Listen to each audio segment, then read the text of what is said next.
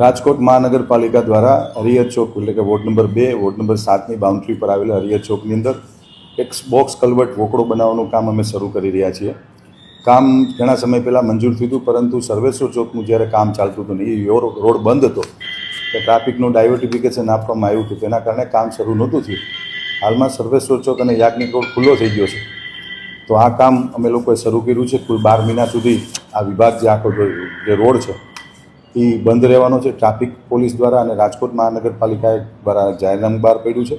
Harihar ચોકથી Chaudhary high school સુધી 12 મહિના સુધી આ રોડ બંધ રહેશે.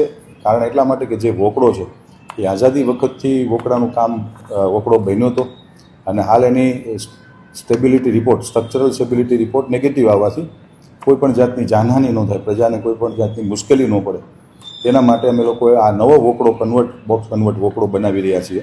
બ્રિજ બનાવીએ છીએ નાનો, જેના કારણે આ અમે લોકોએ બંધ રાખ્યું છે. બાકી સાહેબ ઘણા બધા વાહનો પસાર થાય છે, લોકોને હાલાકી થશે?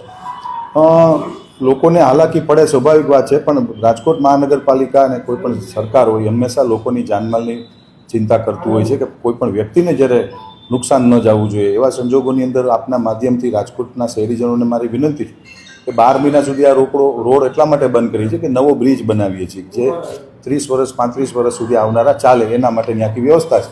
12 મહિના સુધી જે ટ્રાફિકને જે ડાયવર્ટ કર્યો છે, એ ડાયવર્ટમાં આપણે સૌએ ફોલો કરવું પડશે, એટલી આપની સૌને વિનંતી કરું છું.